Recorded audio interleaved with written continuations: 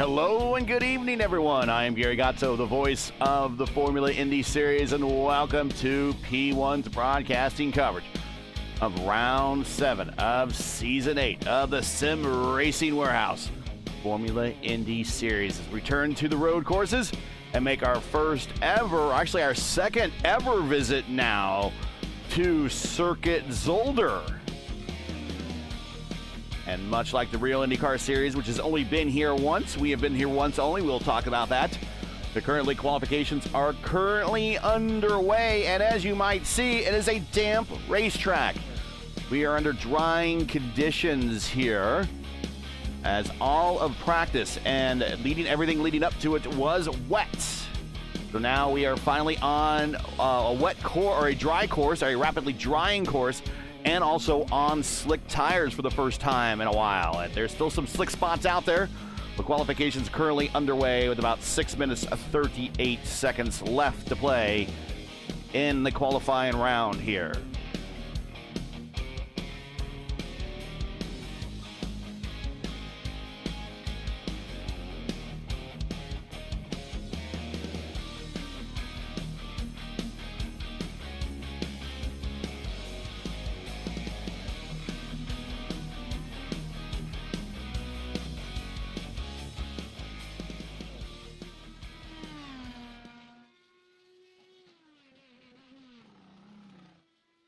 And for the first time since 2021, Formula Indy Series is back. We were here part of Season 2. And welcome to Belgium, everybody, with about 5 minutes and 50 seconds left to play in qualifying. Stephen Larkamp will join me shortly. He is catching up right now.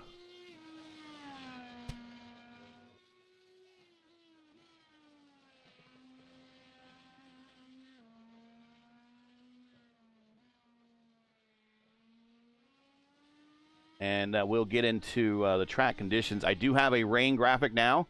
There you see we have no rain, but still a very wet racetrack, as we see right there. And then right there again.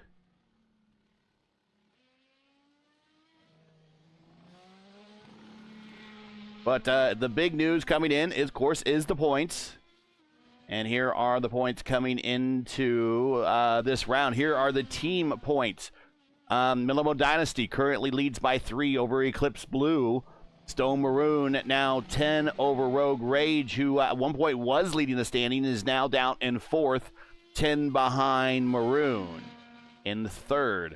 You see Nexus Eclipse Competition, Mellow Legacy, and then we have Team Watson Racing, Simtalk, and Vision 1 Blue, rounding out your top 10. Here is your amateur points. Nick Goyette leads by 3 over Sarah Guerrera. Cody Claiborne in the fish car and is ranked 3rd now. Placed the 3rd with 34 points. Hayden Herman with 20 points. And not a lot of amateurs tried out seeming this season, so it's kind of a runaway of the championship between Goyette and Guerrera now halfway through the season. And they are fighting it out in the top 2 positions.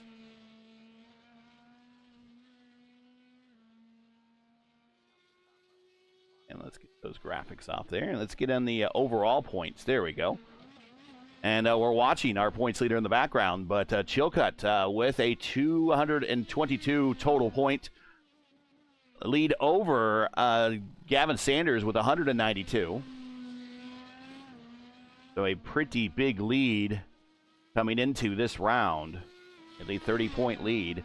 Bency at 173, Edwards at 160, DeFavis at 144, Sherlock 128, Four-Alarm Blaze Andrich at 127, Fairbarn 127, Hunter Ingrave at 123, and Tomba at 109.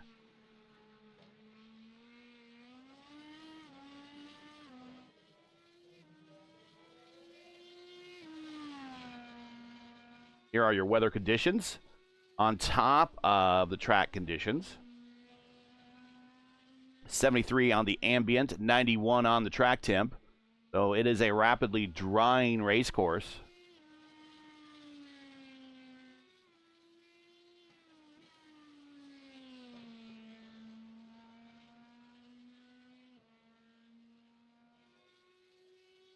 So far, Chilcutt's season is very reminiscent to our Season 3 champion, Michael O'Brien, who only won one race en route to his season championship that season.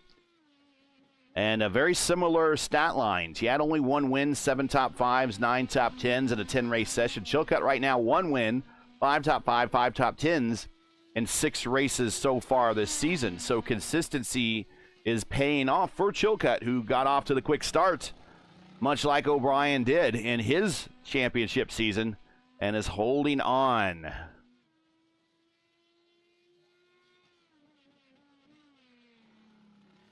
IndyCar has been to Circuit Zolder only once, back in August of 2007. The race was won by Seb Bourdais, who is also the career wins leader and IndyCar track record holder here at the venue. Track record is a 1:13.8211. We're just a little bit below that right now. We'll give you an idea of what we're turning for times. Here we go. 1:15.2 for Fairbarn. Benzie 1:15.7.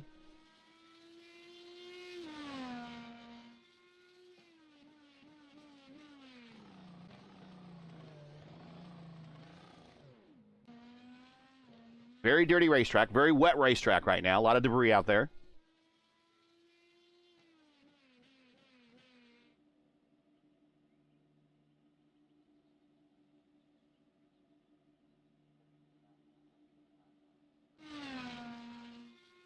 Watching Hunter Ingrave. Let's give you the track map, give you an idea of what this racetrack looks like. Not a very familiar course to a lot of us, but kind of an odd configuration that makes graphics placement on the screen interesting. Maybe changes around a little bit, but that's about it right there.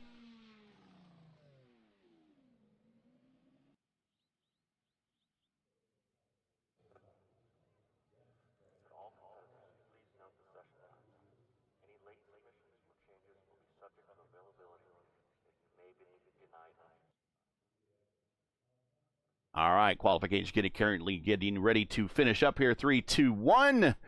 And then we will start our warm-up period, and we'll get in today's starting lineup.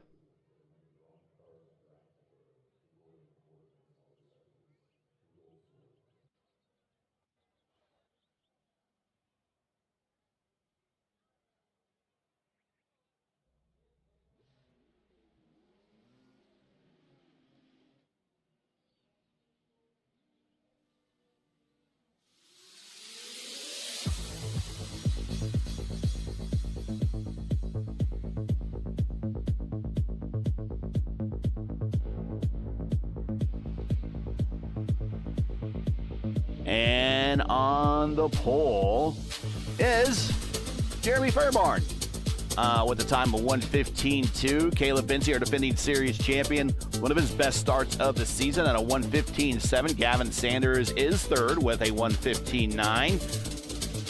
DeFavis, who won our last race at Portland, kind of also in wet conditions. He is currently second. Sherlock, who has a win this season as well at Barber Motorsports Park in round 3. He is in row 3 with Logan Spath, who has really had not a very remarkable season, and he will even admit that himself. But he is looking forward to getting a bit of a rebound now in the second half of this season. He is going to start in the 6th spot in row 3. Then we got Tomba and Hunter Ingrave in row 4. Morris and Moss in row 5.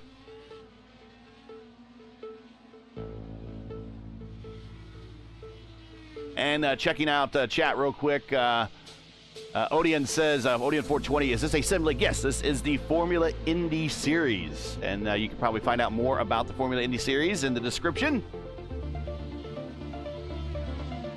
And it's 8th season. Moving on, Costello and Chilcutt, our points leader, back in row 6. Principal Dan and Gabe Aslan in row 7. Principal Dan is our defending winner here. Principal Dan back in season 2 of 2021. Principal Dan beat Nicholas Johnston by 0.4 of a second for one of his 2 career Formula Indy Series wins. Alex Van de Sant finished 3rd, about 33 seconds back. Sophie Connell and Edwards back on row 8. Nick Goyette, our leader in the amateur division, right next to Dory in row 9. Zach Flaum and Sarah Guerrera. Again, those amateur drivers in the points championship there, not getting too far away from one another in row 9 and 10.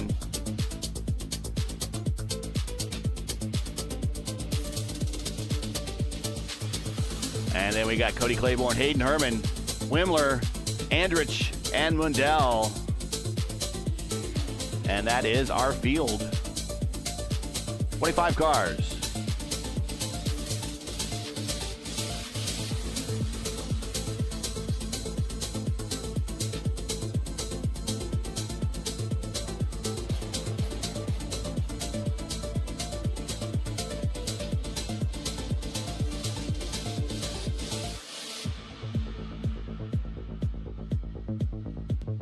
And you can see the racetrack is rapidly drying out. Keep getting reset on the fastest lap.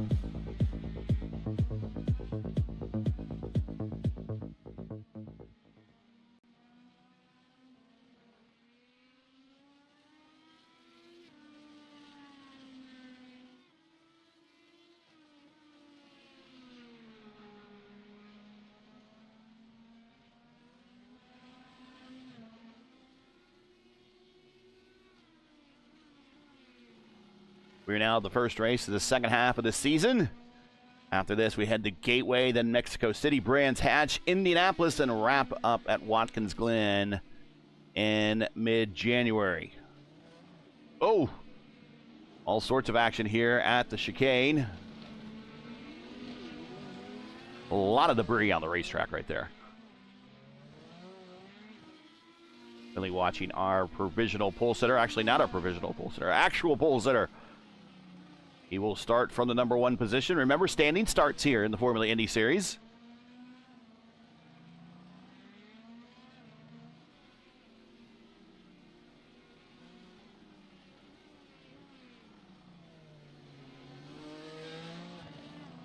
The rule set for tonight, this is a fixed setup race provided by the league. This is a 2.49 mile, according to iRacing, 12-turn permanent road course. IndyCar measures, or IndyCar, when they did come here, and actually it is a 10-turn, my mistake, 10-turn permanent road course.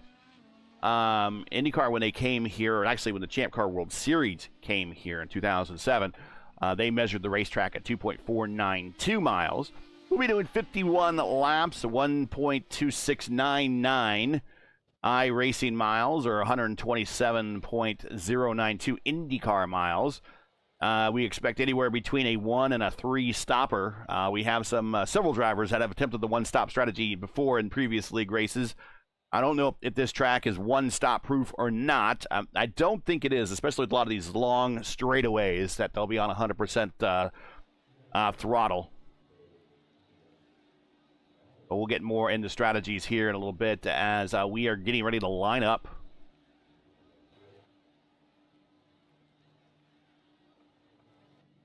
Line up and go racing.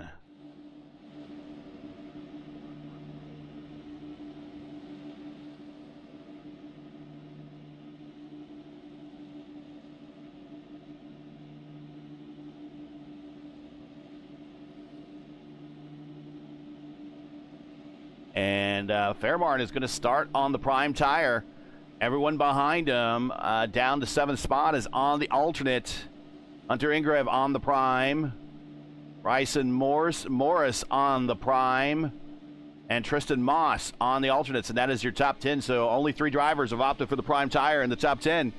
Getting ready to go green. Here we go. Green flag is out here at Zolder for the second FIS race ever here in Belgium. Here we go into the Belgium, at the Belgian racetrack. We've been to Belgium before. Oh, and we got a car going wide. That is Sophie Connell.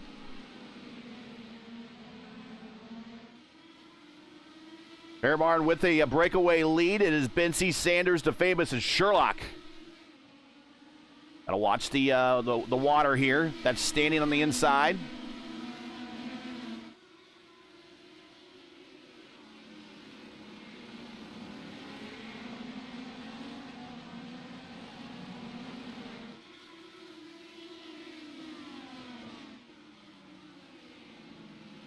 Oh, that is Tristan Moss taking a stab. And he is off into the grass there. And watch this again as Tristan tries to do a send on Tomba coming into the chicane. And he does a very late move and a send here, but watch this. And as he comes in, he just kind of grabs too much of those sleeping policemen. And he spins out in very wet grass with some standing water there. And all those positions lost. Hearing some cars coming to pit road. Logan Spath coming to pit road. Alex Chilcutt, I believe, started from pit road. Cody Claiborne, I think, also started from pit road. Kevin Tomba on pit road. So possible damage to both those cars. Definitely looks like damage to the left front wing plane on Logan Spath. Probably see that snap back into place here momentarily. Yep, there it is. And he's down and away. Also on pit road is Brandon Wimler. Back up front is Jeremy Fairborn. And Bency now in second. And here comes Titus Sherlock to the inside, trying to muscle out Caleb, and he does. And his teammate, Tanner DeFavis, trying to follow suit.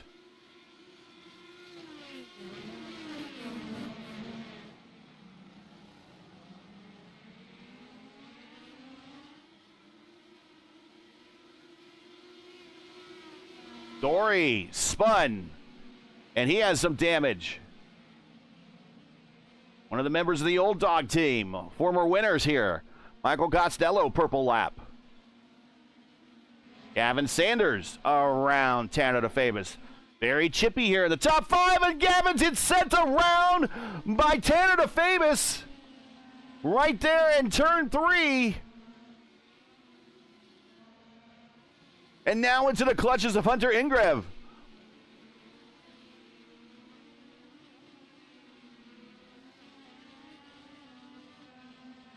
Another car on pit road. I think as Dory on pit road, Hayden Herman on pit road.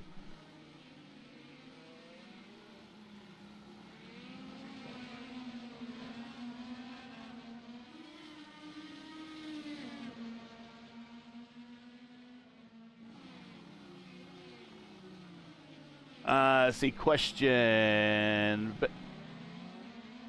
in chat. More of an NASCAR guy? Oh, I'm sorry. But looks good. Well, yeah, IndyCar racing typically is the best form of racing. I agree completely. There you are. There is Stevie Larkamp joining me in the booth here. Also in chat, how many racers are in the league? Right now there's 24 on the racetrack, but we've had upwards of 30 consistently show up for races all season long. This is primarily a road racing league with a couple of ovals mixed in. 4 ovals this season.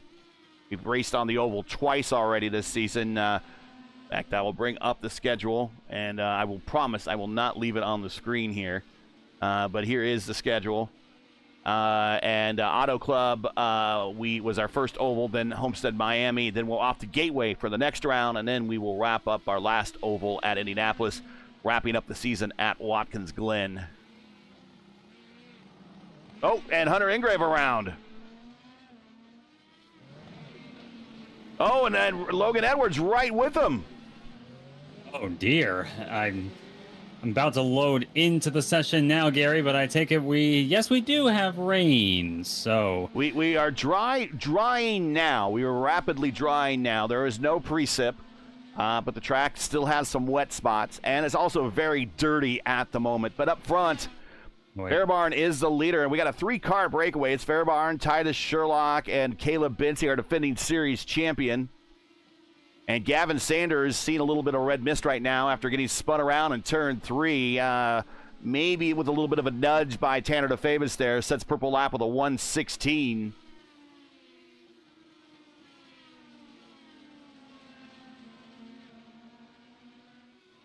We talked about in the pre-race, this could be anywhere between a 3-stop and a 1-stop. A 3-stop, the window is going to open here in about 7 more laps. It's between laps 12 and 13.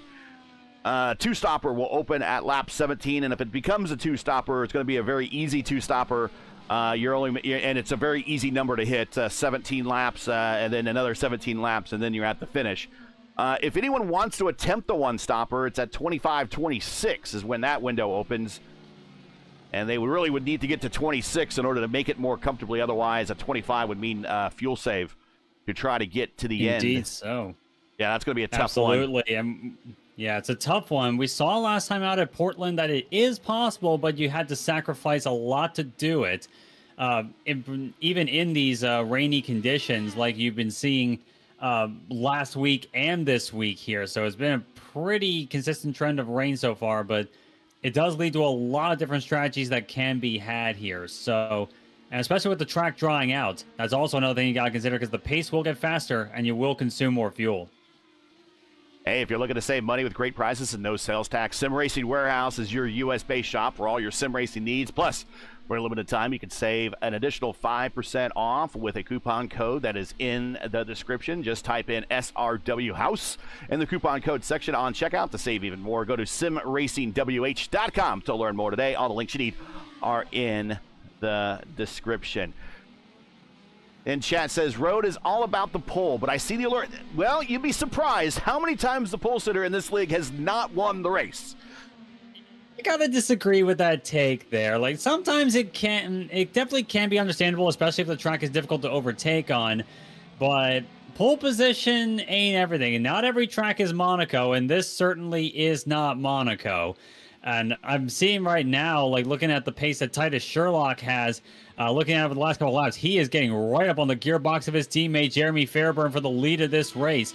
So it could well be the pole sitter is going to be fighting from behind if these trends persist. They were pretty even last go around, but these two are keeping it close, and Caleb Benzie likewise still within their wheel tracks. Yeah, well, remember, also pay, and if you're watching from home, Fairborn started on the primes, whereas Sherlock is on the softer alternate tire.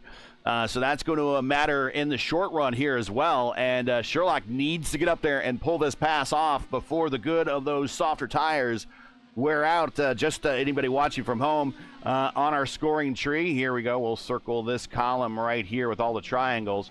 If you see a black triangle like here, that means they are on the prime tire. If you see a red triangle right here, that means they're on the softer of the two alternate tires. They are required to change compounds at least one time during this race. So Fairborn will at one point have to go to the prime tire, and Sherlock will have to go to actually he's on the alternate. He will have to go to the prime tire, whereas Fairborn will have to go to the alternate tire. Hopefully that made all sense to everybody. But yeah, you have to change your tire. You have to change your tire compound at one point during this race. Exactly, and at the latter half of the stint, that would definitely seem to play into the hands of Jeremy Fairburn here. If Titus burns off his tires, especially trying to get around him, those hard tires that he's got there will be much better as the run goes on, especially as the track dries out. It's definitely going to be playing into Jeremy's hands here. Just keep the car steady underneath him and hold off Titus and pull away from Caleb Benzie while you're at. But Benzie is still staying pretty close to them. Chad says, you kids know more than me. I'm just thankful you called me a kid.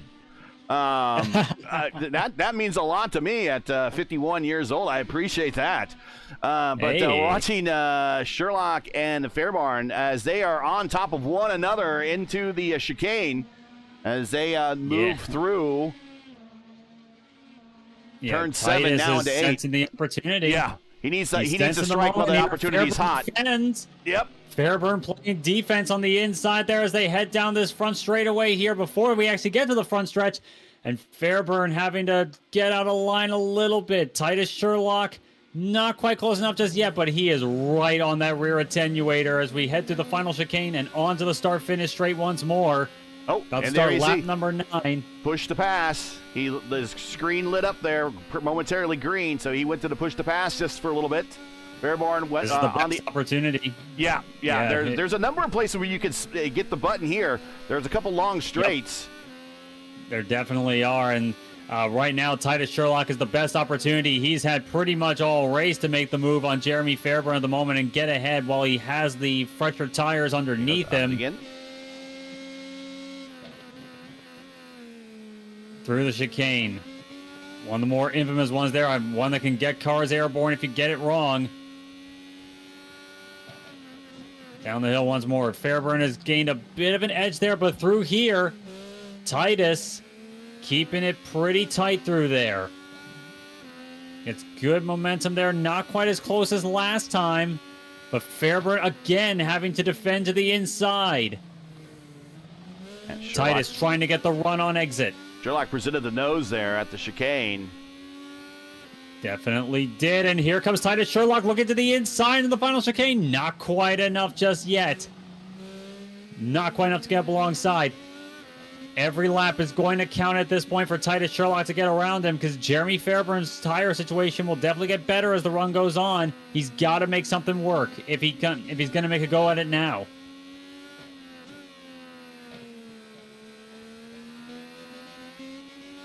And also, let's not forget here, look at Caleb Bensie. Bensie's already shaved about half a second off the gap between himself and the leader in these last couple of laps with these two fighting each other. Remember, those are teammates in P1, P2, teammates in P4, P5. So right now, Sherlock had a peek. Yeah, Caleb is in the middle of a Eclipse competition sandwich right now. He is the meat. A lot of bread there. There's a lot of bread. Probably too much bread for any sandwich I'd like, but I'm seeing Titus Sherlock getting really close once again there. He was right up on the gearbox going through that chicane. Does Fairburn defend again? Yep. Not quite. Yep. Probably realized that wasn't a good move the last time there. It allowed Titus to get a good run on him. But look at this. It's bunching up this originally 2-car battle into potentially a 5-car battle for the lead of this race. Working lap number 10, going to start lap number 11. But all this is slowing them up. And Gavin Sanders could also get into the picture there in 6th, about 4 seconds in arrears. Yeah, Gavin driving a little red mist in his eyes. Got spun around at turn 3. I think Tanner got into the rear of him and sent him on around. Yeah, and already shaved a couple of tenths off on that last lap to Gavin Sanders. He's 4 seconds behind Jeremy Fairburn. That's just showing how close these drivers all are. The top 5 are within 2 seconds of each other. Getting pretty chippy in the early stages here in Belgium. And look at Titus Sherlock get right up on that gearbox once again. He's going to have a look, I think. Take a peek. Not quite enough there. Fairburn covers it well. Costello almost to the inside of Bensie. Costello is now in the fight against Caleb Bensie. You're right. So Bensie's got to advise in both directions at this point. And here he comes. Oh! Costello looking to the inside. Him. His wing is off. Costello is not part of his... He sends Caleb around. He sends him into the inside wall. Oh my goodness. Caleb Bensie on the pit road now. Michael Costello is driving around with a broken front wing on that car. What has transpired here? And this race has changed completely already. That one's going to be reviewed. You know it will be. And Caleb is showing some damage on this left front wing plane, and there might be some additional damage on the car. So he's going to come to the pit road, get that taken a look at. He is actually kind of in the window for an early 3-stopper. Definitely possible. And had a look back at that incident there and the situation that sent Bensie around the wall. There was no future contact afterwards. It looked like a puddle of water may have been what got Caleb Bensie coming out of that chicane. The engine's off. The engine's off and he's out of the cockpit. This might be the retirement. Oh no, Caleb Bensie, one of the front runners in the championship, defending series champion, of course. This is going to be a blow to that effort for certain. Looking at chat again, what does the P2P mean? That's push to pass. I guess if there's one, you know how I feel about gimmicks. If there's one gimmick that IndyCar has, I guess the push to pass, or push to defend in some cases, as both the drivers up at the front now are on the button. It is you could probably best explain it than I can, Steven, but you could use it in two forms. You can use it to attack, and you could also use it to defend. Basically, yes. The way that they have it now, you have 200 seconds worth of push to pass to work with throughout this race. And essentially, it gives a boost to the engine. It feeds more fuel into the motor to increase the horsepower briefly, so that if you feel like you got to run on a driver, you can use it to make that more assured. Or if you want to defend against that driver, you can use it as well. So you can use it to your heart's discretion. It's not like the DRS system in Formula One, where you open up the wing only when you're within 1 second of the car in front. It's definitely more open to the driver's interpretation. There's more freedom for the driver to pick and choose when they want to use it. So it's a little extra boost that you can get, but there's also a little cost as well, because because you're feeding extra fuel into the motor. That's more fuel being sucked away, and in a fuel economy race, you want to stay off that button, even if you feel like you got a good chance in a lot of cases. We've seen a lot of drivers do that. And just about, and Costello now back to fifth. Gavin Sanders, I'm not sure what happened to Costello, but Gavin Sanders now up to fourth. And also the mindset. And there's Costello with the broken front wing coming to pit road. You got to understand the IndyCar driver's mindset. As soon as you get into the cockpit, the first thing you think about, or you begin thinking about, is economizing. Fuel conservation right off the bat. That is normally that is the very first thing, even on a pace lap. And when we have standing starts here, you're in engine map 8. You're very lightly on the gas pedal. You're trying to stay off of everything, trying to keep that fuel run as long as possible. As we watch Costello go for a new wing on pit road, and make your fuel runs as economical as possible. Exactly. It's been a long-standing thing in IndyCar competition in real life as well, where especially since you don't know when the pace car might come out for a caution, you got to economize as much as you can at the start of the race to give yourself the best chance of going fast at the end here, so you don't have to worry about it later on in the race. You can just go on the offensive when it actually matters. I can definitely attest to that from both road and oval competition, especially in races like the Indy 500. You have to save fuel as much as you can under caution. And I believe it was Bobby Rahal who would say the goal in a 500-mile race particularly is saving fuel the first 450 miles to sprint the last 50.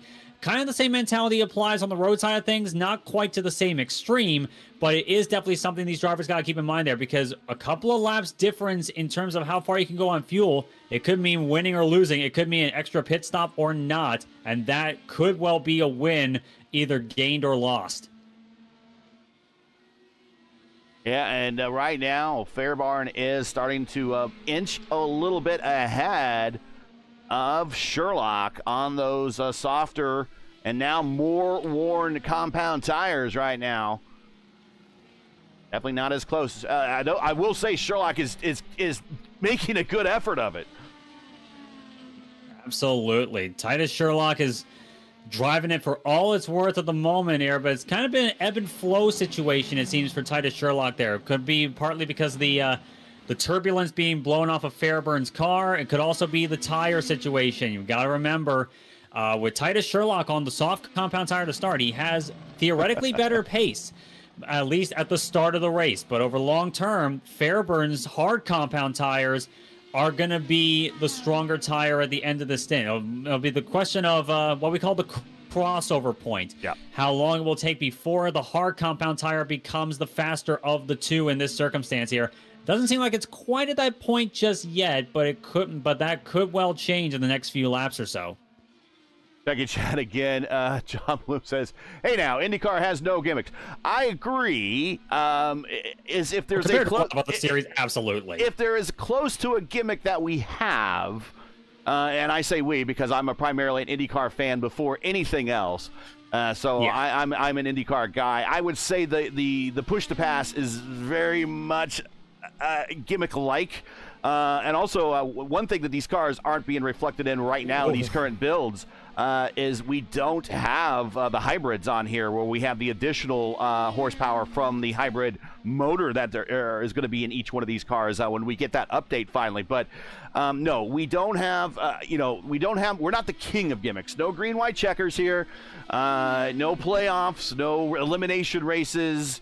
If some guy manages to win the championship and doesn't have a win all season long, hey, so be it. You are the most consistent. And that's kind of how this season has kind of rocked out a little bit, because our points leader is Alex Chilcutt, who's back in 17th position.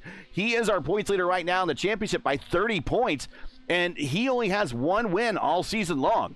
And that was way back at the very first race, and he has rode that, or driven that, if you want to use driving terms, all the way to this race at the mid-season point, and has a pretty comfortable points lead with only one win, and most of his other finishes have just been based on consistency. He has 5 top 10s and 5 top 5s, so when he finishes consistently well, high in the order, and he's out finishing his chief competition, who seems to always be finding some form of bad luck every single race. Exactly, and especially with a lot of these drivers from second on back close to each other, they're effectively fighting each other more than they're fighting Alex. Right now, looking at Chilcutt himself in a fight with Logan Spath. That's the battle on... actually, never mind. He's further down the order there. I think he just made his first pit stop. He came in from 9th position. So it looks like he has just come in for his first stop. Indeed, he has. Looking at the tire situation, he has made the change from the hard compound tire he started with over to the soft for this stint. So that could well be a 2-stopper. Looks like the game plan possibly for Alex Chilcutt, if that is to be believed. But Chilcutt, as you mentioned... He might have started from pit road. I'm not sure. He just came to pit road again, but I think he may have started from pit road as well. We have had a good deal of attrition early on in this race. 24 started, 18 currently are running. Morris, Bensi, Principal Dan, the last winner here back in 2021, he's out. His teammate Dory is out, so all of the old dogs are out, the old dog racing squad. Hayden Herman currently is retired, as well as Brandon Wimler in 24. So a little bit of attrition here early on in this race. Also checking in chat again, John Bloom asked, does iRacing have a tutorial on the IR18 like all the different engine and fuel maps and why they're used? Well, yes, there is, and I believe there's a couple of them. There's a couple of tutorials, and here we're watching Chilcutt pass Cody Claiborne. There are, I know, isn't there one by Brandon Trano? I think he created one for VRS. Did he create one for VRS? Yep, for Virtual Racing School. Yeah. Still one of the best training manuals I've seen for the IR18s. It's a good place to start for sure. And there are also some videos out there by Adam Blocker, one of the best drivers in the Indy Open Series, in the Indy Open Championship. So definitely check those out. And it is a car you have to learn, because even in a fixed setup race, which this is a fixed setup race, if you were used to driving fixed setup races in, say, NASCAR trucks, the only thing you can really change in the car during the race is your brake bias. Here you could change the brake bias, the fuel map, the roll bars, and if you had it available to you, the weight tracker on an oval. So there's a lot of changes that you can make to the car to make it better, even in a fixed setup race, and that is what we're in today. So there's a lot of learning. There's a little bit of a learning curve, but if you learn this car, it's very rewarding, because then it's a lot of fun. And I believe this really, truly is, even though the rule set, the way that iRacing works and kind of treats the car kind of with the NASCAR style restarts and that type of thing, I really think this is the best car on the service, hands down. It's the most fun. It's the most diverse. I still agree with that one, yes. It's still one of the most fun you could possibly have on iRacing. It's a challenge for sure, but it's a fun kind of challenge. And plus the speeds you can get and the overall driving experience of it, when you start off as exciting, a bit scary, and when you get it right, it's beautiful. When you piece it all together, it's a true work of art, I think, in terms of the sim world. It's a fantastic car to drive. And Titus Sherlock coming to pit road for his first stop. He's up on the pneumatic jacks, and we will see him probably get a compound change. No, I think he's going to stay on the softs. He's going to stay on the soft, so he's going to make his last stop, the one to go to the primes. He is down on the way. Yeah, that looks to be the case. now's a good time to definitely learn this car, because that will give you a lot of time to learn. And then by the time you kind of really peak then it's fixed and open Indy 500 time in May. And that's a good time to be peaking in these cars. Yeah, absolutely. That's the month of May is the best time for it. You get ready for the biggest race of them all, the Indy 500. It's a good time to start, and if you stay consistent, stay the course, you learn as you go, you'll definitely figure this car out. It's one of those fun challenges out there. If you love them, if you love a challenge that's really rewarding, this is one of the best cars for it. As Fairburn, DeFabis, and Sanders all come on to pit road as well for their first stops. And on that note, don't forget, December 14th, 11 a.m. on the PRI YouTube channel, and also on Facebook, the world's greatest sim race, the PRI Hoosier 500, the last kiss of the bricks. We'll be right here on P1 as the practice and qualifying leading up to the big event will take place. A lot of the practice will be right here on this channel, but you don't want to miss it. Hey, Stevie, 128 drivers, including this guy right here, Gavin Sanders, has signed up to attempt to qualify for the PRI Hoosier 500. That means about 95 people are going to go home very unhappy. Only 33 drivers make it. The fastest 33 get into the show, just like in real life. That means you'll probably see some of the best in the business not even make the cut. They won't make it to the race. Fairborn, and we'll have to see who does. Sorry, keep going. Yeah, but Sherlock, you called it right there. Sherlock has gotten around Jeremy Fairburn, but Fairburn coming back on the outside there. And once again, the difference in tire compound with Tanner DeFabis also sticking on the hard tire, I should note. Fairburn sticking with the blacks on this one.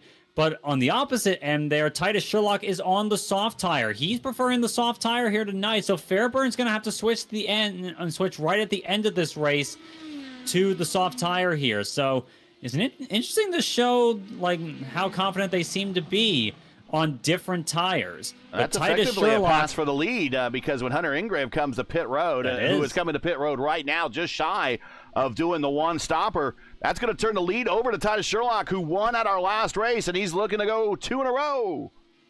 Very much so. Titus Sherlock got the break he needed there. He's got fast tires underneath him, and this looks like it was a pretty good bid for track position going into the final stages of this race here, and Titus Sherlock can just build that gap. Yeah, he's starting to break away. I'm wondering maybe Titus on his pit stop maybe short-filled it a little bit to try to get that gap and get that advantage. It's possible, well, especially. Let's look at the pit times. Titus is in the box 8.6. Jeremy in the box 10.3. That was a slow stop for Fairburn, if I'm honest there. 10 seconds is kind of slow in IndyCar parlance. I think I did see a little bit of a stutter when I was keeping an eye on Jeremy Fairburn when he was coming off of pit road there. So that may have been one of the things that cost him on that one. So Titus Sherlock, a pretty good pit stop, got him in the position he needed to, and the soft tires are allowing him to build up the gap at the moment. This is basically what Titus wanted and more.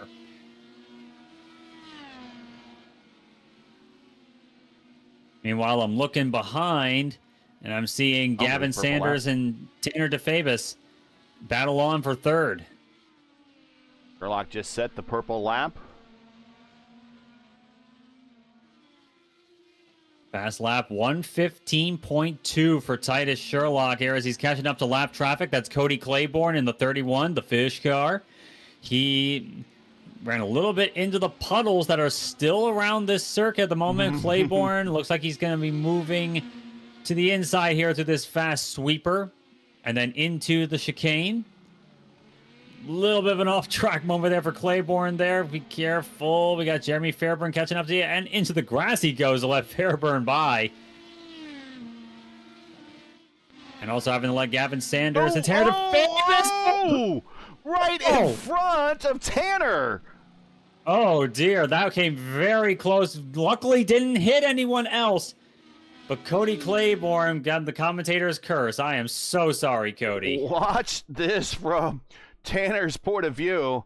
He is going to see the first car in the lead, that is Claiborne, and he's trying to just get out of the way. And remember, there's still a lot of standing water out there, and he clips some, and boom, to the inside wall, and lucky doesn't ping pong off it.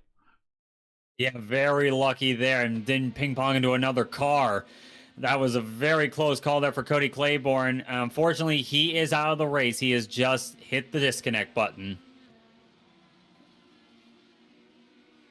That might have implications for the amateur points. He was third highest amateur car in the standings.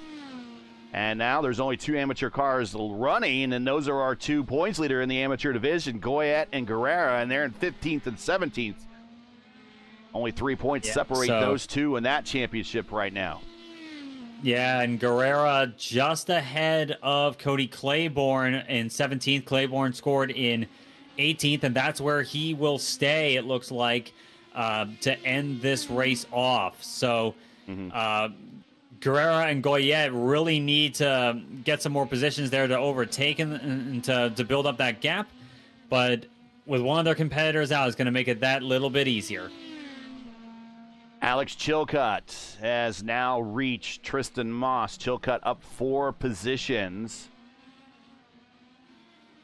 from where he was listed as a starter. Yeah, go ahead. Yeah, Chilcutt right up on the gearbox now of Tristan Moss.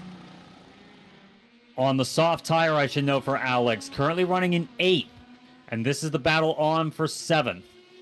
So Chilcutt, once again, as we were talking about earlier, it's just been very consistent throughout the seasons. Not exactly dominating races. He certainly did in the season opener at the Nürburgring, where he basically led the majority of the race to his first and so far only win in the series. Yes. But it's played out to the championship, to a championship lead at the moment, largely through consistency. And these sorts of finishes, these sorts of unremarkable ones as it stands, are going to be one of the things that gets him to maintain that lead. And he did have to, I'm checking race control right now, he did have to start from the pit. So he is working his way up more than just those 4 spots from where he qualified. He started from and he tries to send it to the inside of Tristan Moss, and the door shut.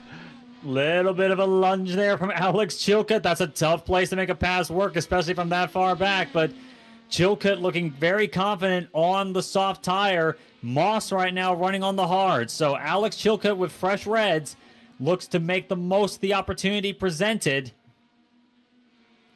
Not quite enough just yet, though. It is a rather tricky circuit to make passes on. There's definitely some good spots for it, but you have to have the run.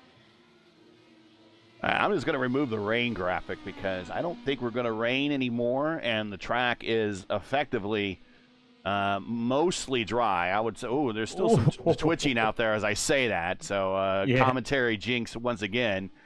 You see a couple of wet spots out there. Yeah, there's a couple of wet spots out there, but we will just keep that in mind, but we'll free up a little bit of screen space for you. There's the big puddle right there coming off of turn 4.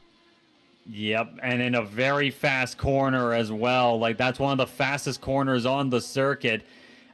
You're doing, like, looking at apex speeds here, you're doing about 120 miles an hour and about 140 when you get to the edge of the corner there where that puddle is. And look at Chilcutt making the move on Moss there. Moss kind of overcooked it in the chicane. Alex Chilcutt looking to make a move happen here. One of the good opportunities will be here at this hairpin. And looking at Moss defending hard. Moss having a big defense moment. He's right there. Trying to make the power down. And on the push to pass. He goes to the inside. Lunges inside. Oh, not quite enough. Dogged defense right now by Tristan Moss. Very good stuff here, holding off the championship leader. It's turned to a very close thing. Chilcutt is sensing and looking for any sort of weakness, any sort of chink in the armor there of Tristan Moss, and it's been fruitless thus far. But you keep up the pressure long enough, something could well give. And this is the chicane where he really caught up last time. This is the small chicane, as it's called, if you translate it, the Kalina chicane. Yep. Do a bounce over those curves. Yeah, I remember one time seeing when Champ Car raced here in the 2000s, it caught Sebastian Bourdais out, and he just went like he just straight up looked like an F-22 at takeoff during that one. And to the inside, and he gets him cleared, but he needs to cross over, and we're gonna drag race. Oh, right through a little bit of the funnel area. Still side by side there. Chilcutt has a nose going into the chicane. Oh, he cooks the corner. Alex Chilcutt with the overcook there gets it back on the track. Marbles being thrown everywhere, but Tristan Moss holds on to the position, forcing the mistake out of Alex Chilcutt, out of the championship leader. What a scrap this is turning into. I think Tristan saw that one coming because I think he backed out of it, backed the corner up. And I don't think Chilcutt was expected. I think maybe Chilcutt expected him to race him down to the bitter end of that corner. And when he came off the accelerator, I think he threw the timing off Chilcutt a little bit. And next thing Chilcutt knows is like, I passed him so easily. Oh, wait a minute. I'm getting ready to overcook this corner. Yep. I pulled that move on a few drivers before, and some drivers have tried to pull it on me as well. It's like it's one of the tricks to make people think, oh, did I really just pass him that easily? And then you realize you missed your brake mark completely and overshoot the corner. But Alex Chilcutt recovering from it fairly well so far. We'll see what kind of gap he can gain here. He's catching back up slowly but surely, it looks to me, especially with the difference in the tire compound they're running here. Let's not forget, Chilcutt is on softs, so it's going to be a bit quicker on these opening few laps of the stint. And not too far behind, and we got back to our leader, who is now, Goyette launches it! Wow! Oh, Nick Goyette. Oh, my goodness. Watch this. Nick Goyette into orbit. Yeah, pretty much. Play the Dixie horn on the jet. Nick Goyette went flying there. Kind of imitating what Sebastian Bourdais did here once in the 2000s, like I was mentioning earlier. We need to go to a commercial break with Waylon Jennings narrating now about how bad of a move that was for the Duke boys. Yes, it was. Or Nick Goyette in this case. Oh, my goodness. So Nick Goyette...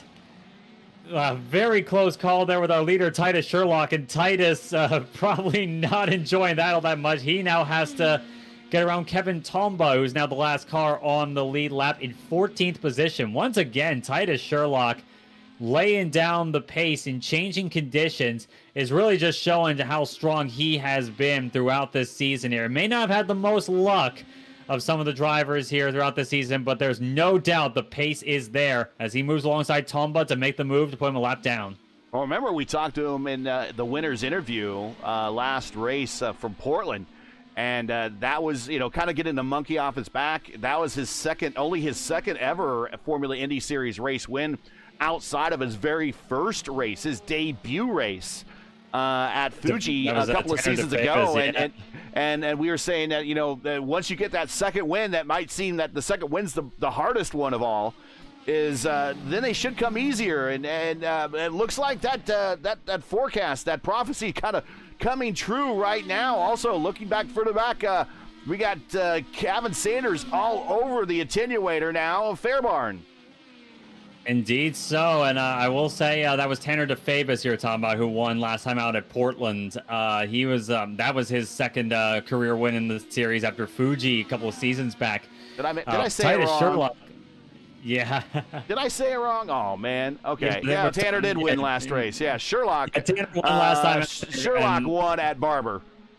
Yeah, Sherlock won at Barber, and once again, the pace really showing for Titus Sherlock on a lot of these road and street courses particularly. But looking at this battle for second, Gavin Sanders and Jeremy Fairburn both running the hard compound tire here. So Gavin has been catching him up on raw pace pretty much. A little bit of a bounce over the curb there as they work their way around lap traffic. Nick Goyette once again lets them go going into the chicane. Close call there. Oh, Sanders loses it through the chicane there and loses the spot to Tanner DeFabis. DeFabis now up to third, and now he has to get around Nick Goyette.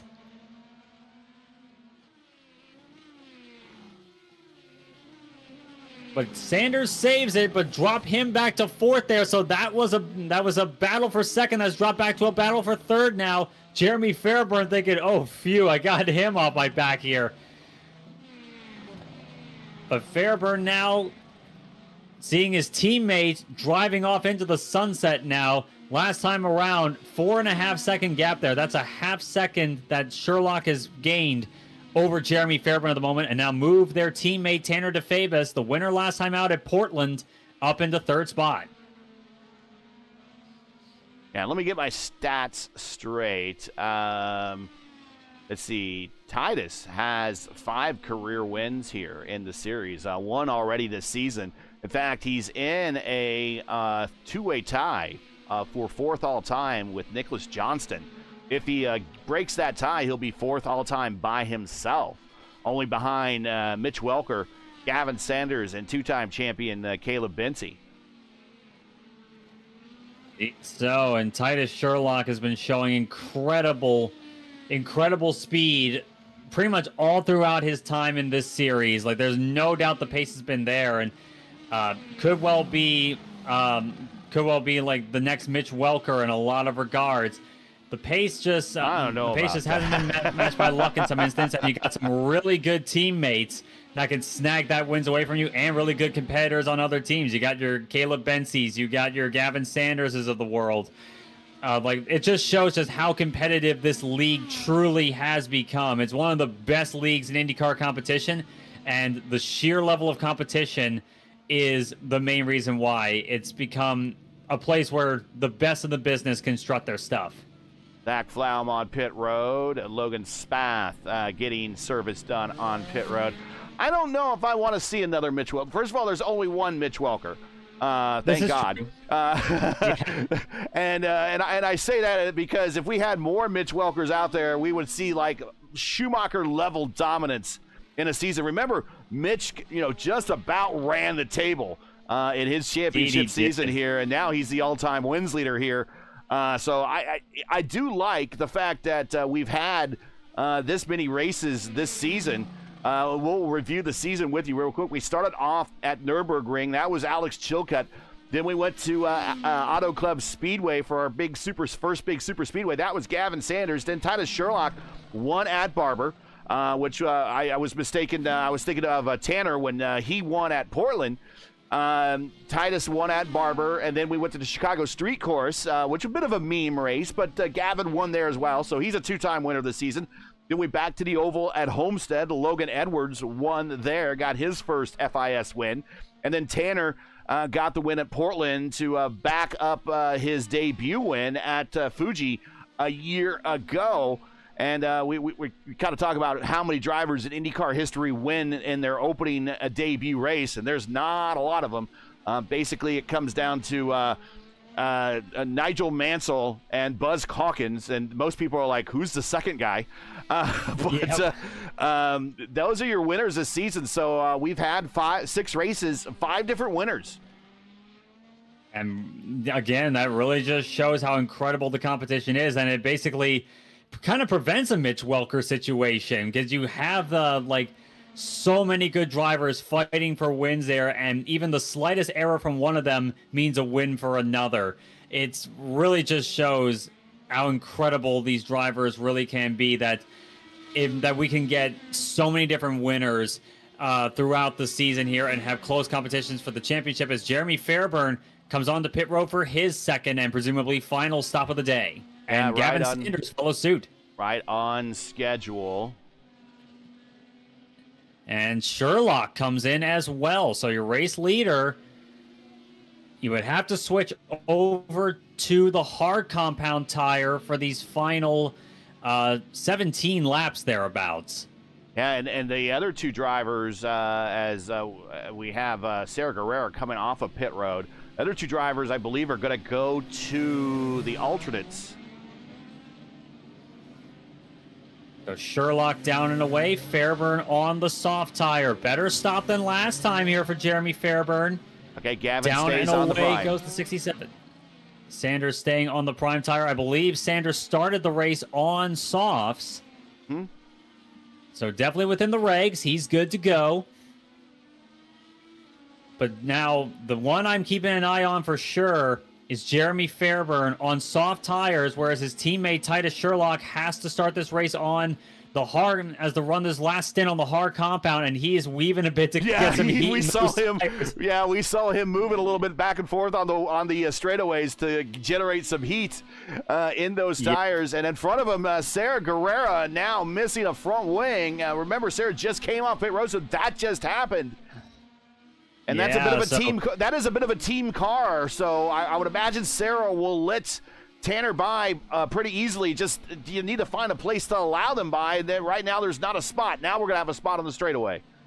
Yeah, Titus is being let go here. Sarah Guerrero lets Titus Sherlock go by. Pretty painless affair there, though Guerrero probably not too happy with the car underneath her there. That thing is scrambling for grip at the moment, but Titus Sherlock looking at the gaps between him and Jeremy Fairburn. Those are the two I'm keeping an eye on here. The gap's about 4 seconds, and Fairburn on the fast tire at the moment at the end of this race. Could that be what he wanted to catch up at the end and make the move on his teammate? It might make this finish a bit of an exciting one. Right now, your leader is Tanner DeFavis. He is currently 15 laps into his current stint. He went 20 on his last. So we expect to see him in, well, here he comes right now, just making the straight shot on the pit road. Tonight's coverage on the lead lap. Tonight's coverage is brought to you by and sponsored by Sim Racing Warehouse, looking to take your sim racing setup to the next level. Check out Sim Racing Warehouse. From high quality wheels and pedals to accessories that bring the track right into your home, they got everything you need to race harder, smarter, and faster. All the links you need in the description, including the coupon code SRW House to save 5%. If you enjoy the coverage of Formula Indy Series and respect the stream, please do us a solid. Make sure you support us by subscribing. While you're at it, don't forget to smash like and click the bell so you don't miss out on future P1 iRacing broadcasts. DeFavis down and away here, running the soft tire at the end of this race. Here comes Titus Sherlock to get by, going through turns 1 and 2. Once again, Sherlock on the hards. Both DeFavis and Titus Sherlock. He's actually DeFavis has gotten around Titus Sherlock. Fairbairn. Okay, Fairbairn gets on by DeFavis. Yes, Jeremy Fairbairn gets by Tanner DeFavis there on the cold soft tire there. Fairbairn is on hot soft tires. He's got a lot of grip underneath him here, and once again trying to run down his teammate Titus Sherlock. Last time around was about 0.6 faster was Jeremy Fairbairn on those last couple of laps. Right now we've got Tanner DeFavis, who is right in the middle of this here. We got Tristan Moss and Hunter Engrav, who need to come in for their final stops to sort of get things back into order. Here comes Hunter coming in. And Tristan Moss, is he going to stay out or come in? He's staying out for one more lap.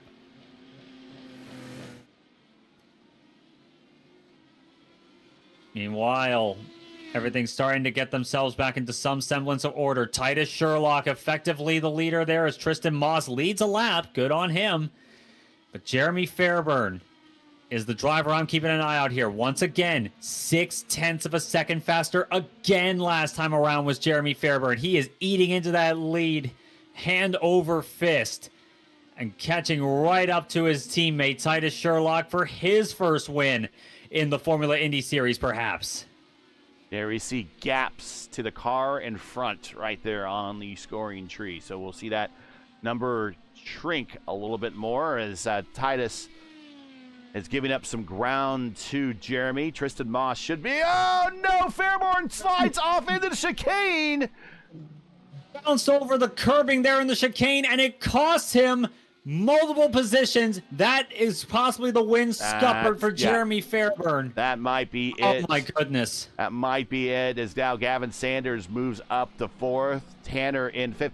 That chicane has caught so many drivers this race.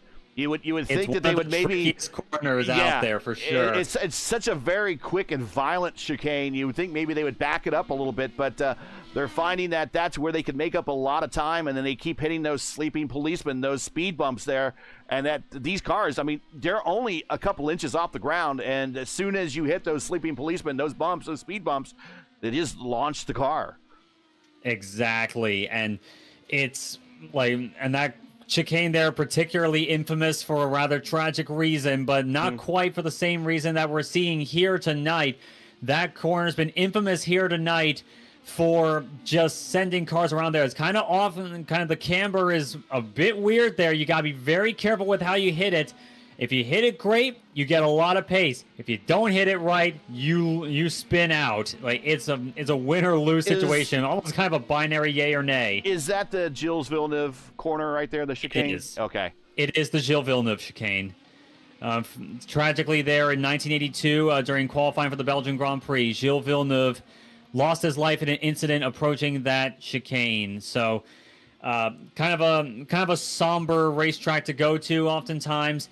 But for here in the virtual world, obviously nowhere near as much of an issue. But it's always something to remember here that Zolder is one of those circuits that battle for lead tragedy could well play out, and it does not forgive errors in a lot of instances. The famous has reached Sherlock, and he is there. He is all over the attenuator. He is there. He is there. That's like the only thing Titus Sherlock sees in his mirrors right now. Through that fast right-hander there, through the puddles once more. DeFavis having a peek. He's going to be on the outside here for the chicane. Sherlock playing defense here, trying to force him wide. And whoa, DeFavis in the gravel! DeFavis is off there, and Sherlock. That might have sealed the win here. That we still got a lot of racing to go, but Tanner he's got to reel him back in again. And cannot make any further mistakes from here on out. Tanner DeFavis, that's probably his best shot gone, but he does have a chance in these last 11 laps of this race, but it's gonna be a big ask at this point. We're talking about the Villeneuve name, and of course Villeneuve name is big in IndyCar racing. Former Indy 500 champion, former PPG Cup IndyCar Series champion. Then went off to Formula One, came back and raced a couple of IndyCar races towards the end of his career. His uncle, also Jacques, won a race at Road America at one of the early races that the IndyCar had at Road America. So the Villeneuve name, a very big name also in the history of IndyCar racing as well, at a very historic race course. And unfortunately, mars that family name a little bit, but also IndyCar did visit Circuit Gilles Villeneuve in Montreal back in the Champ Car World Series days. So again, a lot of crossover between that Villeneuve name and IndyCar, and seeing it once again here as this little bit of crossover here at Circuit Zolder. 11 to go here. Thanks for joining us, everybody. This is round, let's see where we at. Round 7 of 12 of the Formula Indy Series, coming to you from Circuit Zolder, where currently Titus Sherlock leads with about 11 laps to go. Thanks for joining us. Make sure to smash that like button, subscribe to the channel so you don't miss out on the next race. The next race first here at P1 will be tomorrow night. Will be the 8 p.m. Eastern time for the second split of the iRacing Indy Next Qualifier Series. Check out drivers from all part of the iRacing IndyCar community put their talents and reputations on display for a chance to be one of the lucky 33 to be promoted to the Pro Series. The IndyCar Road to Pro continues here on P1 tomorrow night from Gateway. Oh my goodness. I'm looking at the pace for Tanner DeFavis. He is driving red right now. Last time around for Titus Sherlock, your leader, 1:16.5. DeFavis, 1:15.2. He is flying from 3 seconds last time around. It's now 1.8 at the stripe. Don't count Tanner DeFavis out just yet, folks. And Titus is around lap traffic. Tanner is now in lap traffic as he gets around Gabe Aslan. Aslan's to my Tristan Moss goes a purple lap that time by with a 1:14.2. Yeah, and makes quick work of that lap traffic, does Tanner DeFavis. And once again, Sherlock is seeing that number 5 show up in his rearview mirrors again, thinking, "Oh, geez, it's you again." At least it's his teammate. At least, yeah, you know he's gonna fight you firm but fair. That's for sure. At least that's the hope in any case, because like I feel like I need to iterate this going into any battle for the win between teammates. What's the number 1 rule of motor racing? Do not wreck your teammate. What's rule number 2? Refer to rule 1. Exactly. And now we're watching Gavin Sanders around the lap traffic, and he gets on by. He is currently holding on to the 3rd spot. Let's go through the field real quick as we got 9 to go. But Titus Sherlock is your leader. Rapidly running them down is Tanner DeFavis. They were right there in the same camera shot. Actually, Gavin Sanders now entering that camera shot as well. Jeremy Fairbairn right behind Gavin Sanders. He started from the pole and is falling a little bit down through the order, but still hanging on to a top 5. Michael Costello also finished on the podium at Portland. He is in the 5th spot. Hunter Ingrave, he is up 2 spots to position 6 right now on the in the order.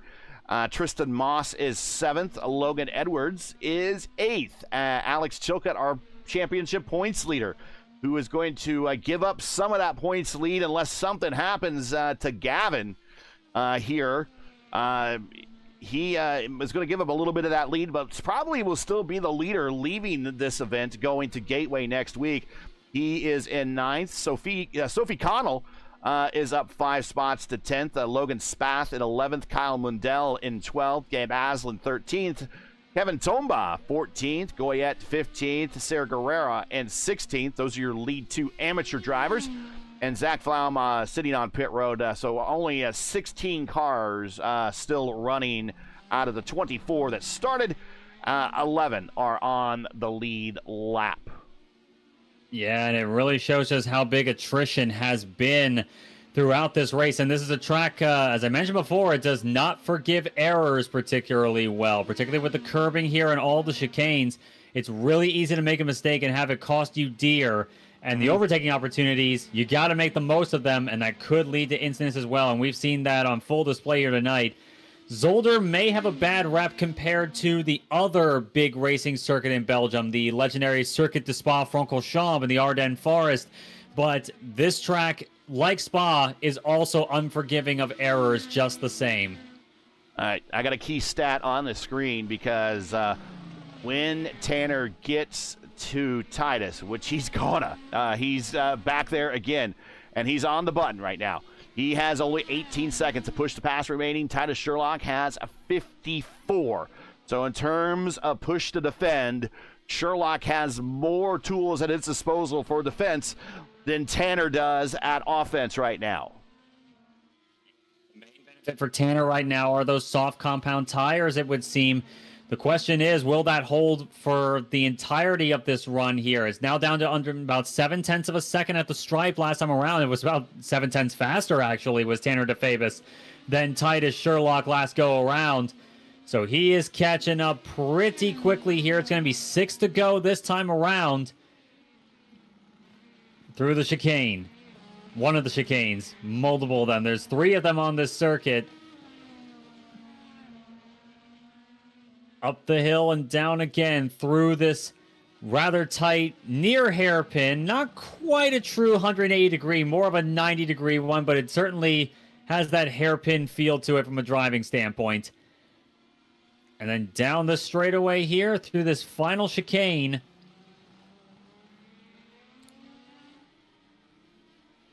This time around, what's it going to be? It's from 0.7 last time around to 0.5. Catching right up into the draft of Titus Sherlock, which is mostly a negative on road courses because you're mostly knocking air off the front of the car when you need it the most. Big twitch there.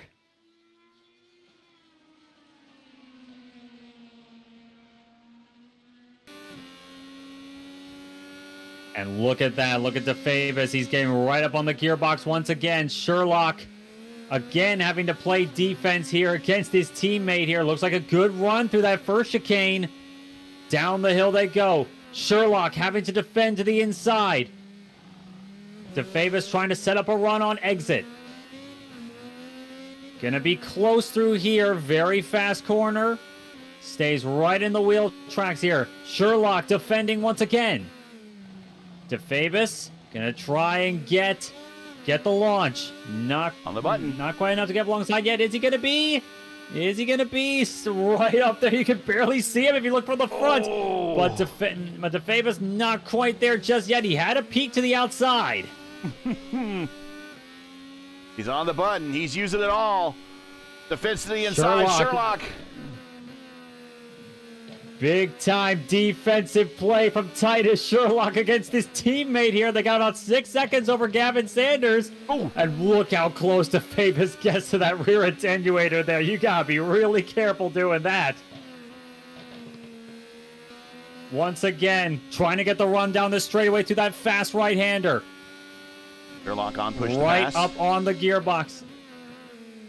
Oh. Through the chicane. There's your screenshot. Screenshot that one indeed to see how close that was. Sherlock defending again to the inside in the chicane. Trying to throw DeFavis offline here. Trying to block any sort of opportunity. And another one's coming here. Woo, DeFavis gets on the grass there. Very close stuff. Trying to get that launch there. Sherlock didn't really cover all that much, but that'll give him a better launch on exit.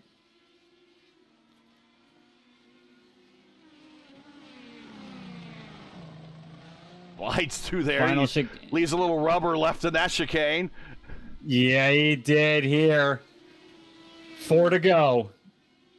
Sherlock holding off with everything he's got here. And Tanner DeFavis driving it hard with everything he's got as well. He's got a peek to the inside. Woo-hoo! I think that was a little bit of a move to try and spook him a little bit there, but Sherlock kind of went a bit wide there in the middle of the corner, so that kind of didn't help the situation there. Big spray kicked up there from that puddle that's still there even after we've lost all the rain. But DeFavis bounding over the curb there. Maintains his pace pretty well. And once again, Sherlock going way wide there through that fast left. Oh, once again, DeFavis! DeFavis loses the back end there. Doesn't loop the car, thankfully. Keeps it going. But that's most of the hard work gone. Yeah, that might have given Titus what he needed. That gives him breathing room for certain. The gap with the breathing room. 3 to go this time. To get this win. Yeah, Sherlock probably just knows he has to, dictate the pace here and let Tanner drive himself silly. 3 to go. Titus looking for win number 6 overall in his FIS career. Win number 2 this season after a win at Barber Motorsports Park at round 3. And a strong season so far for Titus Sherlock. Could well cement himself in the championship fight if things persist. And it's been a solid, stoic defense there from Titus Sherlock. Not really doing anything particularly crazy to hold back his teammate. You'd expect that from fighting your teammate here, but he's making Tanner do all the heavy lifting here, making him do all the crazy brazen moves here, trying to make him force an error, and the error was forced. It'll be 2 to go this time by. DeFavis still has pace. That looks to be for certain there. He's looking a bit closer and closer once again. It was 1.2 seconds at the stripe. We'll see what it's like push to pass next time around. He is Winchester on push to pass. Titus Sherlock has 48 seconds left. DeFavis is out. Gavin Sanders has 3 seconds left. In fact, I just saw Gavin just in the third car in the shot there. He just disappeared and lagged out and came back in. So nothing like going an entire race, 3 to go, and then all of a sudden getting the DC. So hopefully he can get this race ended quickly before whatever connections issues that he might be having rear their evil head more appropriate or inappropriately. But Titus Sherlock now 2 to go, leader by 9/10 over DeFavis. Yeah, DeFavis still a bit quicker at this point. An 15.8, I should say, versus Sherlock with a 16.1. So it's still a little bit quicker, but I don't know if it's going to be enough unless Titus makes an unfortunate error. Tanner DeFavis is driving everything he's got. Of course, he's out of push to pass, but he is really giving it everything he's got there because something could happen this final lap and a bit. We've seen that happen before at FIS races before. Specifically, I remember one of the early seasons at Laguna Seca. The leader spun out, clipping the curb there at turn 6, going up the hill into the corkscrew area, and gave the win to, I think it might have been Caleb Benzie at the time. So you never know on the last lap or the last closing laps. If you don't stay focused, hit your marks, miss your braking zone, it could be over in a flash. Final lap, white flag out. Still a little bit quicker was Tanner DeFavis, but is now about 0.7 of a second. The gap is close, but it doesn't look like it would be close enough unless something crazy happens with Titus Sherlock. Meanwhile, I'm looking a little bit further back, the battle for 4th between Jeremy Fairburn. Fairburn's winning that one against his teammate Michael Costello at the moment. And Fairburn looking to be pulling away a tad bit. Costello, though, wasn't scored last time around there. That may have been a connection issue. But Titus Sherlock, from 5th on the grid to the lead of the race there, bounding over the curb there, has played it very, very well, both on strategy and just on the drive as well. Having to hold off a hard-charging teammate in Titus Sherlock came very close on 2 occasions. But Sherlock has remained stoic. He has remained resolute. And it's going to be win number 6 on his career, win number 2 this season. And Titus Sherlock gets the win in Belgium.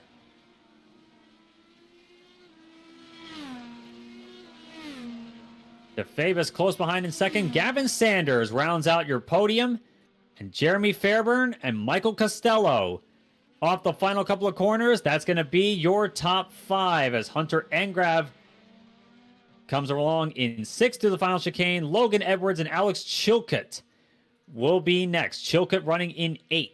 Another as your top 10 is your for current Chilcutt. championship leader. Another top 10 for Chilcutt. That might, while it's one of his worst finishes this season, that still might be a good season saving or a championship finish right there.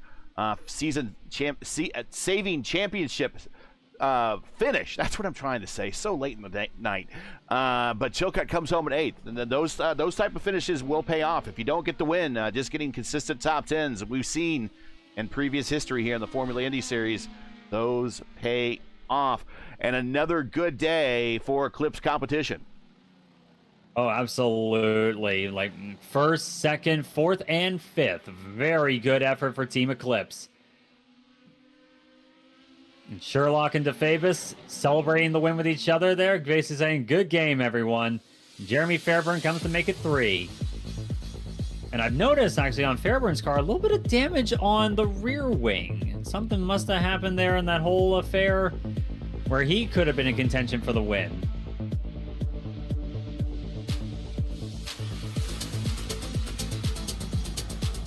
Everybody gets it to the stripe. And Fairburn pulls off here as Titus Sherlock. It may be a country known for waffles, but let's give them donuts as well. Titus Sherlock with the win. Tanner DeFavis in second. Gavin Sanders is once again. There's the meat and a lot of bread of that Eclipse competition. 1 and 2, a big piece of Texas toast there, and then 4th and 5th, another piece of Texas toast, and then this slim piece of Gavin Sanders in the middle there, 3rd.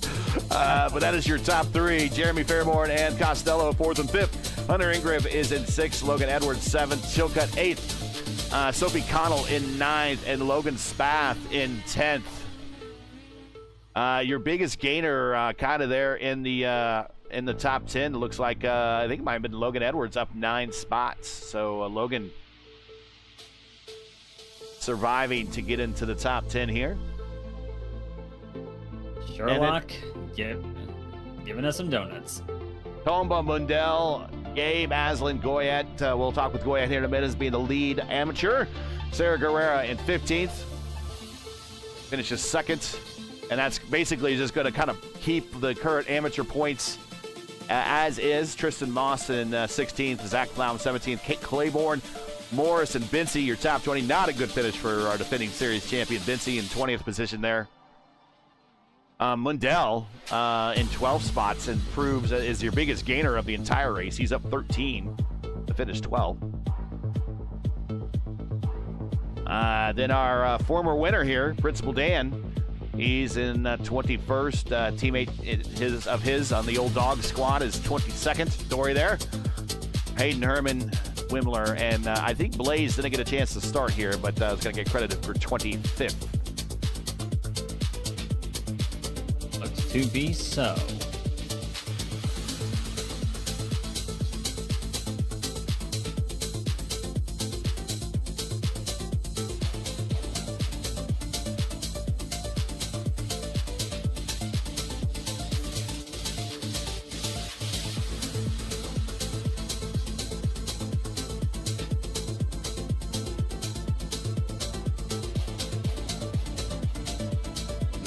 Wait for everyone to join in.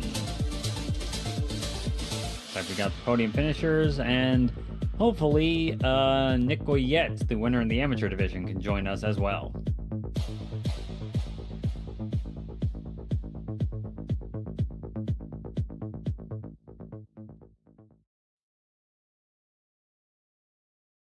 And we got replays queued up here, and we will get into the interview room. Looks to me like Goyette might not be joining us here tonight, which is unfortunate. That'd be great to talk to him.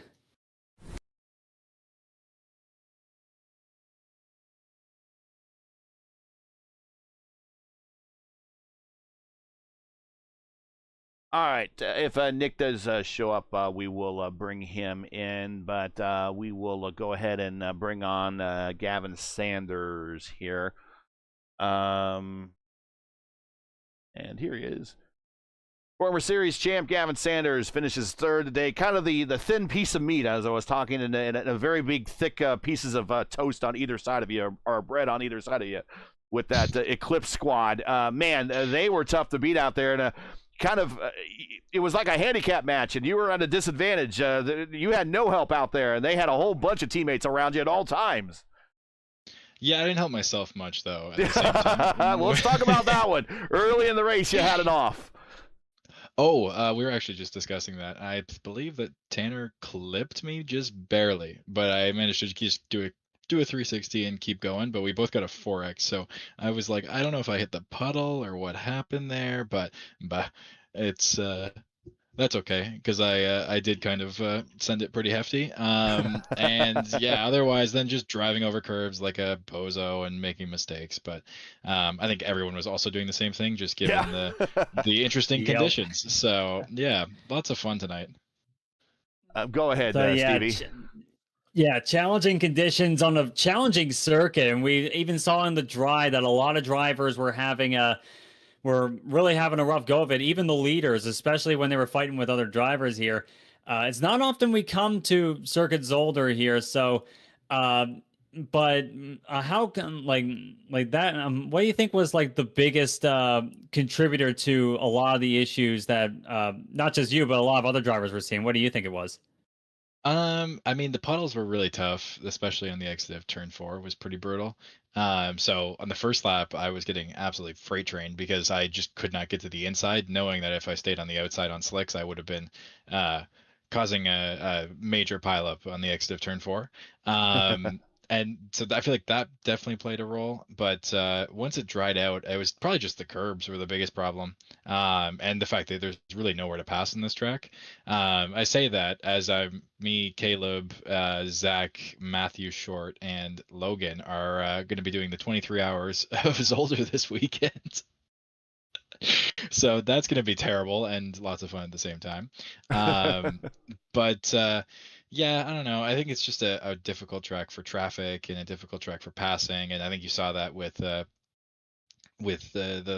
battle at the end of the race and lots of battles throughout the race. It was just kind of like, well, I'll defend, and to make the move work, you kind of just had to either hold it around the outside and pray that they didn't turn in on you, or I don't know. You just have to mind punt them and watch them drive off the track, basically. So mind punt.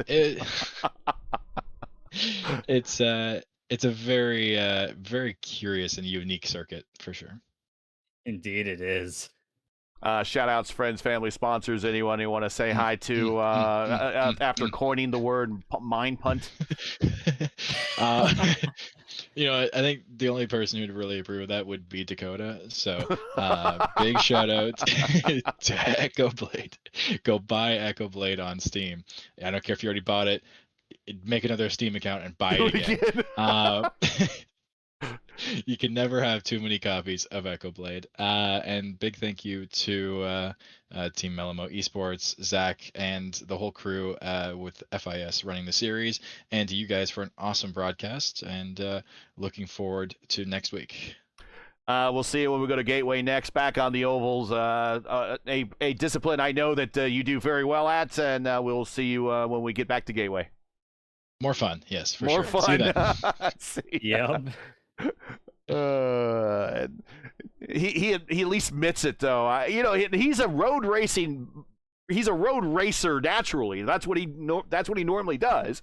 But he's like, yeah, bring on the ovals, man. Yeah. I mean, hey, like sometimes that can work for a road racer. It certainly worked for him at Auto Club. So, of course, Gateway's a whole different animal from that. So, lightning could strike twice on that one, perhaps. Let's bring up, let's see, Tanner, who finished second, right? Yes. Okay. Bring up Tanner.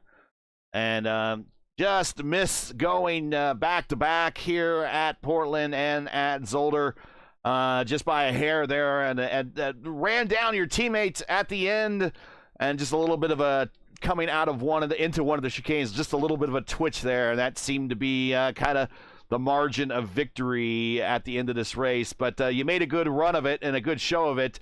But to talk about your race out there, a bit of a different race than what we had at Portland. Still kind of had the wet conditions, but the wet really wasn't the big factor as it was at Portland. It was out there, but it was really the racetrack itself. A very challenging race course is kind of what made things different today. Yeah, for sure. It was a pretty good race and definitely a really challenging track, especially with the conditions around here. It's pretty difficult to pass a car, as you could probably tell from watching. But yeah, yeah, it was a pretty good race overall. Started fourth, I believe, and yeah, just had a solid first stint. Solid stint on the reds, and then we switched over to the alternates. Had a fairly solid stint as well, but yeah, very tricky to conditions with the wet puddles. But in the FXS race yesterday, this was actually really good practice for it. So I advise anyone who isn't doing FXS to use it as a way of practicing for FIS, because it actually really helped me for quali, and I feel like I could have done a bit better in qualifying, but yeah, just a really solid race overall. Yeah, that is one of the other series here in the Formula Indy Series, or the Formula Racing Series, is that other series that he's talking about, and they had a race yesterday. But go ahead, Stevie, your follow-up questions. Yeah, and we saw like that battle right at the end there. We were fixated on that one for sure. And it seemed to be a pretty common occurrence was the curbing here, especially later on in the race there. That the curbs here really unforgiving, and it were you and it seemed to me like you really needed a lot of confidence to get it right there, and it seemed like you were, but I'm guessing some lessons learned for the next time you have a race here at Zolder. I'm guessing there were some takeaways from it.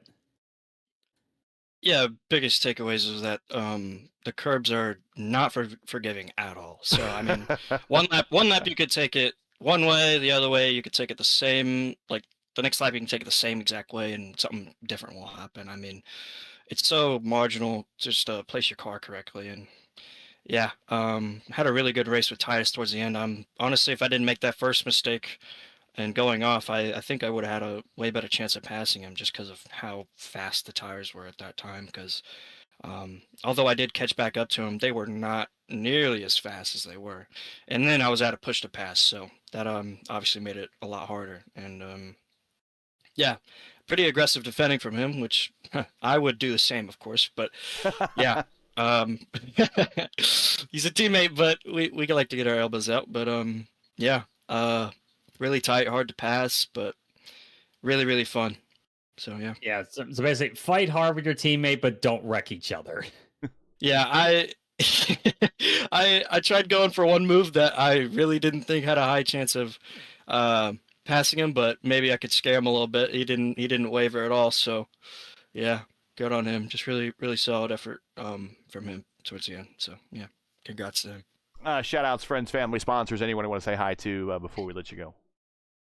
Yeah, shout out to everyone watching from home. I usually get quite a bit of people to watch me, so shout out to everyone that's watching. Obviously shout out to Titus for getting the win. Shout out to Eclipse, everyone who comes out, and all of our sponsors in the car: EUS, Destination Athlete, EDA Frames, ProGuard, Mosaic, and yeah, shout out to all of them. So All right, we will see you in a week when we go back to the Oval at Gateway. yep, thank you guys so much.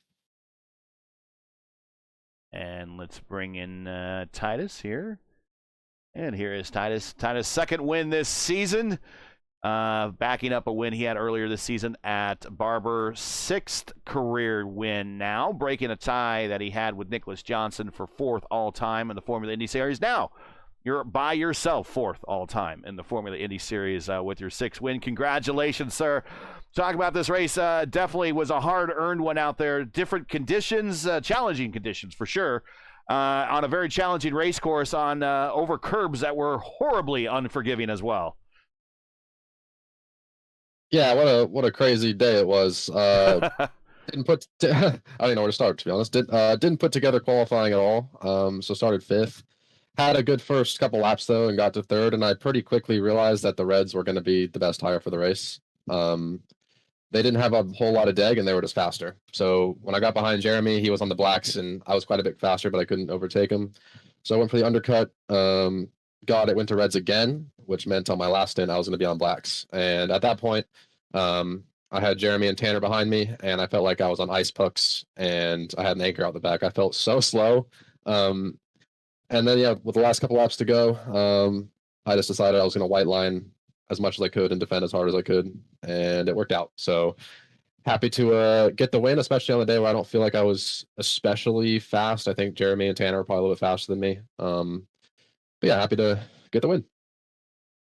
Go ahead, Stevie. Absolutely. And yep. And one of the things that stuck out to me, particularly at the end of the race, especially in your battle with Tanner there, compared to both Jeremy and Tanner, it seemed like you had the fewest errors of the two of the three of you going into the final stint of this race here. And obviously it's always good to minimize errors there, but it had to have been difficult, especially with a track that was catching out so many drivers with changing conditions and with just the nature of the circuit, and particularly the curves and the chicanes. Yeah, you're absolutely right. I made one mistake in the first stint. I hit a curb and had like a half spin, went through the grass, lost like maybe 3 or 4 seconds. But I think everybody did that at least once at some point. The curbs here, if they hook a wheel, there's just pretty much nothing you can do about it. They're not really made for these types of cars, so it's quite tough, and especially with them being wet as well at the start of the race, made it really tough. So yeah, I just tried to minimize the mistakes and went for the double red strategy, which I think was the right call in the end, because I knew it was a track position dependent track. It's really tough to pass here. And I saved my push to pass most of it, at least until Tanner got right behind me. So I was able to keep him behind and get to the end without making too many mistakes. So that's definitely what saved me today. Any shout outs, friends, family, sponsors for your big win here? Second win this season, 6th win overall. Yeah, just as always, everyone at Eclipse, all the drivers, they did a great job today. Without a couple of incidents, we probably would have been 1, 2, 3, 4. Gavin went really fast as well. But yeah, we had a really good day today. All of our partners on the car, all of the series admins, broadcasting. Thank you, everyone. Congratulations. Not feeling the sharpest out there today. Remember, even a dull knife can even cut. And he did enough work to get the win today. Tyler Sherlock, your winner. We will see you in a week when we get to Gateway. Thank you. Points have not been updated yet. I've been waiting for the points update, so we do not have a points update for you yet. I'll do one more refresh just to see. Nope. Before we get into the close of the race, and I don't see any updates. So I guess that will just be a good segue into kind of the closing segment here. Interesting race, challenging conditions, a challenging racetrack. Titus even kind of mentioned it. This place might not have had Indy cars in mind when they built it. But we did race. I don't think so. We did race here for real back in 2007, and also in the sim in 2021, and again the second time here for Formula Indy Series in 2025. Not a bad race, really. It was kind of close at the front through all the action, and really, it's the tire compound choice is kind of what kept things close. And once again, made things interesting. Now that we're done with another road course segment of the schedule, we now go to an oval next. But final thoughts here on Zolder, and opening thoughts looking at Gateway here in about a week. Yeah, and it seems like this season the curveballs keep on getting thrown. There's been a lot of differentiation throughout the season, and challenging conditions at challenging tracks definitely make for exciting races. And we've been seeing that, and these drivers seem to be adapting fairly well, especially the front runners. They adapt these conditions very well, and it's really led to a lot of great shows, a lot of great competition here. And going into Gateway next time around, I only expect that to continue, I think. So it's been a series of challenges from day one, and Gateway is going to be a challenge in and of itself. So it may not have the rain like last time. We won't get 3 races in a row with rain on this one because you can't have it on an oval, but you don't need it for a place like Gateway, I don't think. Oh, these cars race naturally well at Gateway, and we'll be looking forward to a good race here. Good race there. So that's it for tonight. Once again, your podium from Circuit Zolder is Titus Sherlock with his second win of the season, 6th career win, 4th all-time in the Formula Indy Series. Canada Famous almost goes back-to-back after getting his second second career win last week at Portland in very similar conditions-ish. He comes home second, and Gavin Sanders, another podium finish. We're not sure how the points are, but stay tuned to the Formula Indy Series Discord, and you'll get an update when the points are updated there. But that is it for tonight. Join us again next week for round 7 of Season 8 of the Formula Indy Series as we head to Gateway. For the very first time. Hard to believe it's the very first time we've ever been to Gateway, but keep in mind this is predominantly a road series, so we've never really gone to Gateway, but it's a staple on the IndyCar schedule in real life, and we'll be going there for the first time in series history next week. Coverage begins around 8:20 p.m. Eastern time. Again, that's 8:20 p.m. Eastern. And remember, as always, for the correct broadcast time in your area, you can find everything right here at YouTube at youtube.com/@P1 Broadcasting. Now, as you know, the YouTube algorithm game is not easy, so please help support P1 with the weekly grind. Leave a comment below. Let us know your thoughts on tonight's race. If you enjoyed tonight's coverage, support us by smashing like in the video. If you're new, click subscribe, and while you're at it, hit the bell for weekly reminders so don't miss out on more P1's other iRacing programming, including our triple header Monday nights, starting at 7 p.m. Eastern time with the Indy Open Series Top Split, followed by the Indy Next Road Series Top Split at 9 p.m. Eastern time. And then after that is the championship race of the Onyx Racing League's Lotus 79 Series at 9:05 p.m. Eastern time when they go to Fontana. So if you want to watch those Lotus 79s in a big pack race at Fontana, check it out at 9:05 p.m. Eastern time. So it's the past, present, and future of open wheel racing for one more Monday night. You don't want to miss it. The Formula Indy Series is brought to you by Sim Racing Warehouse. Looking to take your sim racing setup to the next level? Check out Sim Racing Warehouse. From high-quality wheels and pedals to accessories that bring the track right into your home, they have everything you need to race harder, smarter, and faster. Plus, for a limited time, you can save 5% off with the coupon. Just type in SRW House in the coupon code section on checkout to save even more. All the links you need are in the description. Track cams for this race are provided by Whiplash Sim Cams. They had a new set of cams for this track. Thank you very much. They looked great. Get the most out of your iRacing experience with Whiplash Sim Cams. To learn more, like Whiplash on Facebook. You can also follow them on X and Instagram. All the links you need are in the description. For business inquiries to learn more about P1 and what we do, like us on Facebook. You can follow us on X and Instagram. You can follow all of our social links also on Linktree, and you can check those out in the description. So, for Stevie Larkamp, everyone here at Sim Racing Warehouse, the Formula Indy Series, and P1, I'm Gary Gatto, the voice of the FIS, saying all good night, and thanks for watching. And to all of our men and women serving in the military and as first responders, Godspeed, God bless, and come home safe. Catch us again next week at Gateway for the next race of the Formula Indy Series right here on P1. Good night, everybody.